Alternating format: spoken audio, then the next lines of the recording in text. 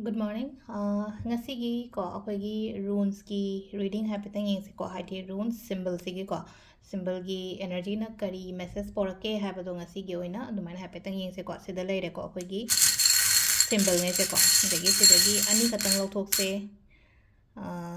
silai ko symbol ani se ko ahamba symbol se si oina ohela se ko haidi symbol number 1 haira sine ko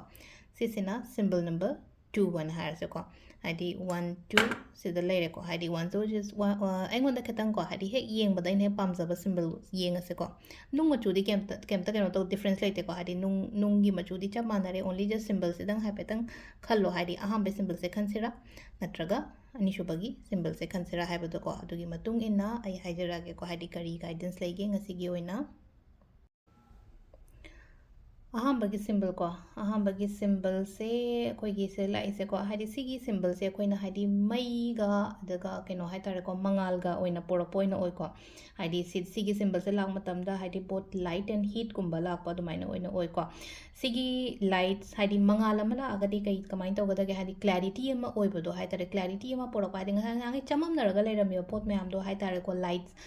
chapam khangdadana leiramiba potto haidi mangal ama pira aga dumain toroga haidi light ngalaga di chatpado khangina amambada chatpabudi mai thalaga chatpa ko dumaina toroga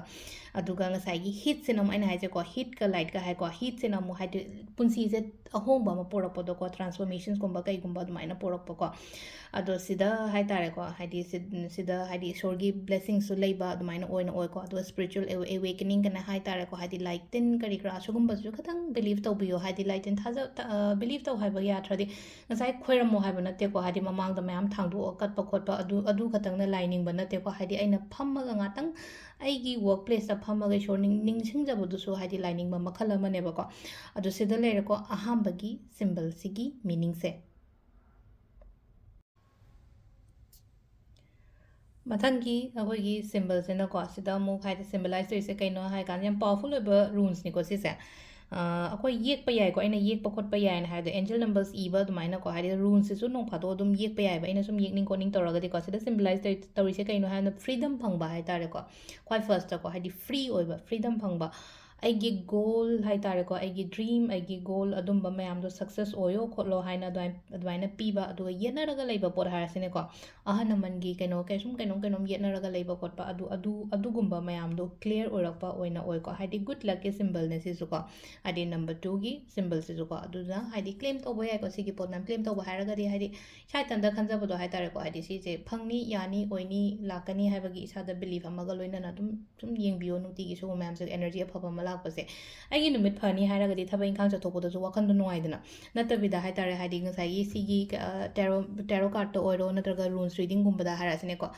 ꯅꯪ ꯉꯁꯤꯗꯣ ꯀꯩꯅꯣ ꯇꯧꯅꯤ ꯍꯥꯏꯔꯒꯗꯤ ꯍꯦꯛꯇ ꯊꯣꯛꯅꯤꯡꯉꯣꯏꯕ ꯏꯁꯥꯗꯣ ꯌꯨꯝꯗꯒꯤ ꯃꯄꯥꯟ ꯊꯣꯛꯅꯤꯡꯉꯣꯏꯕ ꯑꯗꯣ ꯁꯤꯗ ꯑꯩꯅ ꯅꯣꯡꯃꯒꯤ ꯒꯥꯏꯗꯦꯟꯁ ꯑꯃ ꯍꯥꯏꯗꯤ ꯅꯦꯒꯦꯇꯤቭ ꯑꯣꯏꯕ ꯃꯦꯁꯦꯖ ꯂꯥꯛꯑꯒꯁꯨ ꯑꯩꯅ ꯍꯥꯏꯀꯣ ꯍꯥꯏꯗꯤ ꯈꯤꯇꯪ ꯆꯦꯛꯁꯤꯜꯂꯒ ꯆꯠꯄꯤꯌꯣ ꯅꯠꯇ꯭ꯔꯒ ꯍꯥꯏꯗꯤ ꯈꯤꯇꯪ ꯀꯩꯅꯣ ꯇꯧꯕꯤꯌꯣ ꯑꯂꯔꯠ ꯑꯣꯏꯕꯤꯌꯣ ꯈꯣꯠꯄꯤꯌꯣ ꯍꯥꯏꯕꯅꯆꯤꯡꯕ ꯅꯠꯇ꯭ꯔꯒ ꯍꯥꯏꯗꯤ ꯃꯤ ꯈꯟꯅꯕꯤꯔꯨꯅꯨ ꯃꯤꯒ ꯃꯥꯟꯅꯕꯤꯔꯨꯅꯨ ꯈꯣꯠꯅ ꯑꯗꯨꯃꯥꯏꯅ ꯑꯗꯨꯒꯤ ꯒꯥꯏꯗꯇꯨꯅꯦꯕ ꯑꯩꯈꯣꯏꯅ ꯃꯌꯥꯝꯗ ꯑꯩꯅ ꯃꯌꯥꯝꯗ ꯄꯤꯖꯔꯤꯁꯦꯀꯣ ꯑꯗꯣ ꯁꯦꯝ ꯔꯨꯟꯁꯀꯤꯁꯨꯀꯣ ꯔꯨꯟꯁꯀꯤꯗꯗꯤ ꯌꯥꯝꯅ ꯅꯦꯒꯦꯇꯤቭ ꯑꯣꯏꯕ ꯀꯩꯅꯣꯒꯨꯝꯕꯗꯤ ꯌꯥꯝ ꯀꯥ ꯍꯦꯟꯅ ꯌꯥꯎꯗꯦꯀꯣ ꯍꯥꯏꯗꯤ ꯑꯦꯕ꯭ꯔꯤ ꯁꯤꯝꯕꯜ ꯂꯩꯔꯤꯕ ꯈꯣꯠꯂꯤꯕ ꯃꯌꯥꯝꯁꯦ ꯑꯩꯈꯣꯏꯗ ꯀꯥꯟꯅꯕ ꯁꯤꯝꯕꯜ ꯉꯥꯛꯇꯅꯦ ꯑꯗꯣ ꯁꯤꯝꯕꯜꯁꯤꯡꯁꯦ ꯁꯤꯖꯤꯟꯅꯕꯁꯨ ꯌꯥꯏꯕ ꯁꯤꯗ ꯂꯥꯛꯏꯕ ꯁꯤꯝꯕꯜꯁꯤꯒꯤ ꯃꯇꯨꯡ ꯏꯟꯅ ꯍꯥꯏꯇꯥꯔꯦꯀꯣ ꯂꯥꯏꯐꯁꯤꯗ ꯑꯍꯣꯡꯕ ꯄꯣꯔꯛꯀꯦ ꯅꯠꯇ꯭ꯔꯒ ꯒ꯭ꯔꯣꯠ ꯂꯥꯛꯍꯟꯒꯦ ꯈꯣꯠꯍꯟꯒꯦ ꯍꯥꯏꯔꯒꯗꯤ ꯍꯥꯏꯇꯥꯔꯦꯀꯣ ꯁꯤꯒꯤ ꯁꯤꯝꯕꯜꯁꯦ ꯏꯆꯝ ꯆꯝꯅ ꯁꯨꯃꯥꯏꯅ ꯌꯦꯛꯄ ꯌꯥꯏ ꯁꯤꯒꯤ ꯁꯤꯝꯕꯜꯁꯤꯁꯨ ꯑꯗꯨꯝ ꯁꯨꯃꯥꯏꯅ ꯍꯥꯏꯇꯥꯔꯦꯀꯣ ꯁꯤ ꯂꯩꯁꯦ ꯌꯥꯝꯅ ꯂꯥꯏꯅ ꯑꯗꯨꯝ ꯌꯦꯛꯄ ꯌꯥꯕ ꯉꯥꯛꯇꯅꯦ ꯁ꯭ꯀ꯭ꯔꯤꯟꯁꯣꯠ ꯂꯧꯔꯒ ꯑꯗꯨꯝ ꯌꯦꯛꯄꯤꯒꯦ ꯍꯣꯠꯄꯤꯒꯦ ꯍꯥꯏꯔꯒꯁꯨ ꯀꯩꯁꯨ ꯀꯥꯏꯗꯦꯀꯣ